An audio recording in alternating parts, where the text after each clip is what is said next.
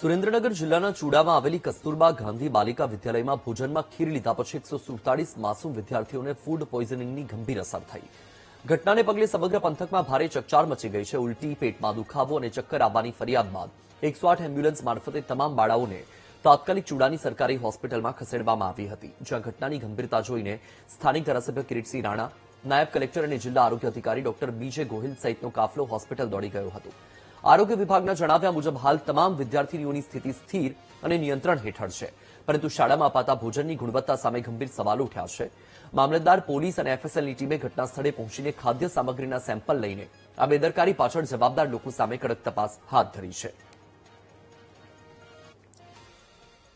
મારી બે દીકરીઓ ચૂડા ભણે છે, એમાં એક નાની દીકરીને થયું હતું કે મોટી દીકરીને બાઇક આવડે તો એને લઈને આવી છે. પછી આ મારા જેઠ છે દવાખાનામાં, એમને અમને ફોન કર્યો કે ભૂમિને આવી રીતે થઈ ગયું, તેમ જલ્દી આવો. પછી બીજી છોકરીઓને અમે લઈને આવ્યા છીએ.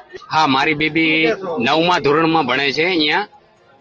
અત્યારે તો હાલમાં હું એવું જ કહીશ કે આ લોકોનું બહુ ખરાબ કામ છે. અત્યારે મને અત્યારે દાખલો આપે ને તો હું અત્યારે સ્કૂલેથી કઢાવી લઉં. મારે કઢાવી લેવી છે હજુ અત્યારે પણ મને બીજે કોઈ દાખલો મળે ને તો, કારણ કે મારે 4-5 વખત આવું બન્યું છે. એ લોકો હંમેશા દાદાગીરી ઉપર આવે છે. મારે 3-4 વાર અહીંયા કણે બોલાચાલી પણ થઈ ગઈ છે.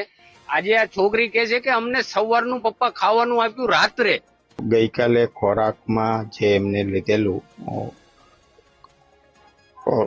ખીચડી પછી પ્લસ શાક, ભાખરી, ખીર, અને એના લીધે ગઈકાલે રાત્રે થોડી અસર થઈ. સવારમાં દર્દીઓ આવ્યા સીએચસીમાં. અહીંથી 45 દર્દીઓને સ્થળ ઉપર અમારી મેડિકલ ટીમે ત્યાં સારવાર આપે છે. વધારે સારવાર માટે સીએચસીમાં આવેલા અને સીએચસીમાંથી વધારે સારવાર માટે લીંબડી અને સુરેન્દ્રનગર રિફર કરવામાં આવેલા છે. કલેક્ટર સાહેબ મેં આવતા ફોનમાં પણ વાત કરી છે. સાહેબને કીધું અત્યારે પ્રાથમિકતા આપણે દીકરીઓ બચી જાય, દીકરીઓ જે ભણતી હતી દીકરીઓ બધાને સારવારમાં છે, એમાંથી ગંભીર હોય એની કાળજી લેવાય અને બચી જશે. અત્યારે ડોક્ટરને મળવાથી લાગ્યું કે વાંધો તો નહીં આવે, પણ ફૂડ પોઈઝન થયેલું છે.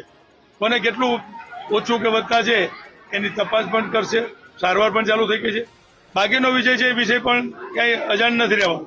જે કોઈ આમાં કંઈ પણ ગડબડ હશે એને કોઈ છોડવામાં નહીં આવે.